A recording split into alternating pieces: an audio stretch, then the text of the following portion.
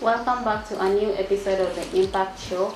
I'm your host Shamim Hamisi. I have three guests, and from my right, my name is Aurelia. I am a final year political science student, Maseno University. I go as Haj Abdikarim. I do call myself as Ambassador Haj. I'm a final year media and media student, and also one of the aspiring leaders, and someone who has been largely involved in the campus politics, particularly in Maseno University. Okay, I don't have as many titles. I'm Elizabeth, a fellow student here, political science. Today it's all about Maseno University leadership and the students' organization at the university. So what is SOMU and what does it stand for? To me, Somo is Students' Organization of Maseno University. It actually means that it's supposed to articulate the grievances of students and represent students to the administration, because the larger student body cannot actually all be involved in decision making and things like that. SOMO is an initial that stands for Student Organisation of Maseno University. As Aurelia said, it is a body that is concerned with student affairs. It is the leadership system of the students, a bridge between the administration and the student. So in SOMO, we normally elect our leaders who will act as our voices in the administration and also relay information from the administration. It is just a body that is concerned with the working relationship in the school. Okay, I feel like it's the same line, it's like the same now. So I think you get the gist of what they're saying. It's the same thing I wanted to say. Yeah. You say that SOMU is a representative of the students. Do you think up to now it has represented the students like it's required? Many people have different views concerning about the student representation, and I'm old enough in this university to maybe have gone through the system and different leaders, and I might tell you at times we had a better representation. Maybe at times we feel like, no, this is not what we deserve as students. So it depends. It depends with the kind of representation. Maybe you are asking me if it is maybe if I give you the history behind how the representation has been, the time from when I came to this university and up to now, I might say there's a lot of changes, taking into account even the matters of Duale bill. So a lot has happened. I remember I came to this university when Fred Makajos was the student leader, and I might say at least I have tested a bit of his leadership, and for that short period that I have tested his leadership, then I can say Makajos was one good and vibrant leader who took student interests first before any other thing. Then later on we had Mike Odoyo. Mike Odoyo was not as vibrant as Makajos, but he had that humility, the humility perspective of him. So what I remember from Mike Odoyo is the humility part, but student representation was not at peak as when we had Fred Makajos. Then came George Sam. This is now, I think, whereby many things changed. It is during the reign of George Sam that the student representation really went down, as per my view, because somebody else might have a different view. Students have not gotten the better representation of it. The Secretary General and the chair merged, and we really felt like student representation went down. Then came the Shakespeare's reign. They just concluded elections that Shakespeare now is leaving office. William Opio, Shakespeare is the nickname we used to call him. This is now where I say like we have experienced one of the terrible student leadership in my opinion. That is, yeah. And now we have the new student elect who are in the system, and we are hoping for the better. Maybe things will change. Nothing is permanent. Nothing is cast on a stone. And what is your view, Aurelia? So at some point, yes, and at some point, no. That is like my own view. I feel like there's been a disconnect between student representatives and the students themselves. In a way, it's like we've turned it into a boardroom thing, and you don't come back to the students and say these are the options on the table, and we can either go this way or this way. We usually just wait for the decision at the end of the day. So I feel like we are representing, we cannot say student representation when it is just a view of a small portion of students that actually form the final decision. That is my take. Yeah. Okay. My take is there is no information whatsoever that is given to the students. There's this new constitution I hear, and Somo. Have you heard of it? I have. No. Have you heard of it? I haven't even seen the old constitution. Exactly. So And there's a what new one. I'm saying Why is, not asking me? Because you've have- definitely seen it. alafu unaniambia umetoka kwa social media wapi Haji? So what I'm saying is information inafika mahali and then haikuji kwa wananchi. Okay. The students generally they don't get information. If you don't have information, of course you do not have your power. And what's the point of the democratic system, governance in campus if you do not have the power as the student? That's my take. So conclusion is SOMU has really failed us. That's my conclusion. I want to reiterate on what she said. Okay. Actually, the flow of the information may not be as good as, I agree with them, may not be as good as what they have said, but I also differ maybe in a bit like, politics, you must get involved in this game. You cannot say you love politics and then you sit back and watch others play it. Like for the new constitution, all those who are interested, who are seriously interested in leadership and Maseno politics, they have it. But like I have it. Sorry. No, but I have Wait, we are interested. But sasa shida ni inakuja but yenye there's the new constitution but you don't relay the message. Hata hakuna CPP. Imagine even the Kenyan constitution itself, it says access to information. It doesn't say you only access information if you're interested. Yeah.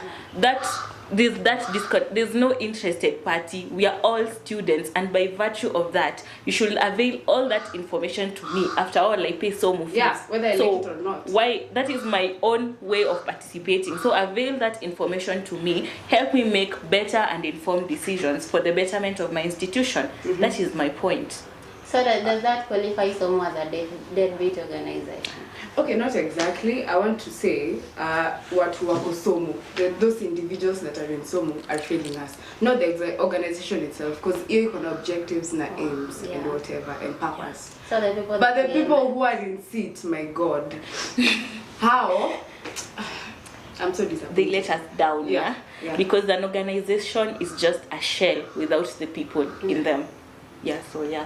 How seems to differ? I can't say it's on a deathbed, but it is slowly inclining towards what you just said. But from the trajectory in your December, Haji. No, I was interjecting from the information part of it. The constitution, actually, it's out, and but the flow of the information is not there. Just like what she has said. When this constitution was reviewed, it was reviewed when students were not in school. The students were not in school. A few individuals picked themselves and went to review it, right? But our views were collected before the public noticed that a student should bring their views. Even it was on the notice board. Maybe if they didn't, so where the problem is. Haji, but then where are we as supposed to a access leader, our you should information? know your citizens. Yes. Yes. Unajua the way they think and the way they want to operate their grievances. Yes. Do you think students will go to the notice board specifically kuona ati kulikuwa na kitu kama ya kwenda kuangalia story za We have social media. We have WhatsApp. Yeah, reach them where You you think they will be. There's an organization for student class reps. Why didn't you use those class reps to give that information to us? I think saying a few individuals selected themselves and went to review the constitution. This is too harsh.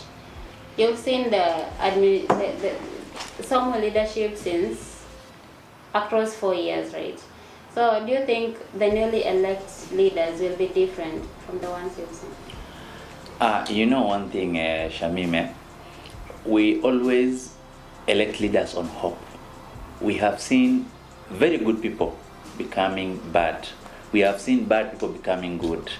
In politics, anything can happen at any moment. So we do elect these guys on hope. It's now the newly elect, we believe that we have given them the mandate to represent us. And it is our hope that they are going to represent us. Some of them, previously we gave them the mandate, but others went and served their interest and left. So what I can say about this new regime is that has been just elected the other day, is that we are having a hope in them that they are going to deliver. And students majorly have great hope in them. Okay. What do you have to say about tribalism and voting along tribal affiliations in Maseno?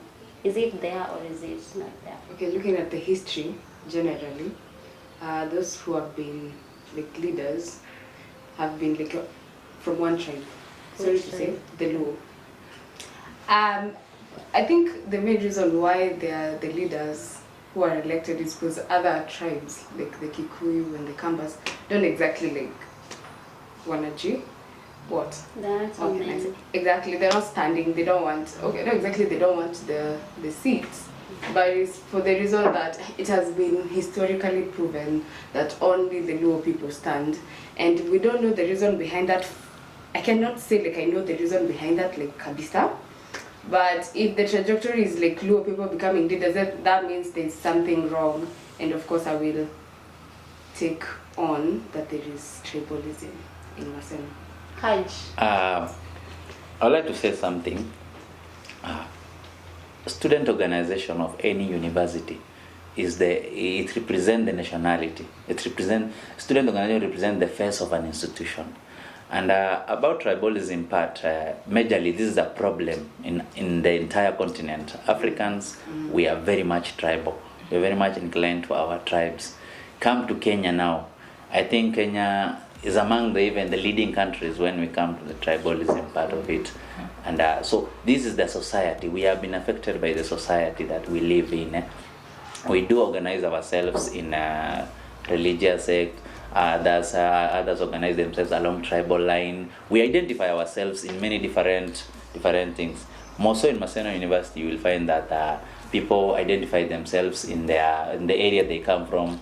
Like those who come from maybe the other side, there are some part, the Luos and all those who are around. There's the Muswepa, there's the Mulembe house. There are many houses, Sirikwa, Mumbi house for Kikuyu, Sirikwa for Kalenjins. So these are people try to identify themselves with what is happening around and then trying to get but not politically. So most personally, I won't blame anything around even the student of Maseno University, because this is what society has engineered us to think. But this time I'm seeing a change of first a bit, because they just elected student leader, the chairperson, that is for that matter, is not from the community that used to produce the chairperson. So I say it is all about how you play your cards, and also how people identify themselves with your manifesto. If you sell your agenda as well, you will sell through, even though there is that. Even to say so, Junaid Mohammed is a Somali. Yeah. But where is he now a leader? In Migori, Suna constituency, right? Yeah. So it is about also how you sell your manifesto, not entirely the tribal perspective or maybe even the region. And Aurelia? I feel like the situation is not only unique to Maseno universities. I think it's been engineered in us and as society as a whole. There's some places where you'll go and buy and they'll tell you cannot stand, you cannot manifest or give your candidature to these people, specifically because there are people from that tribe who are supposed to take up those leadership positions. So we cannot say it is not unique, and it is unique to Maseno University.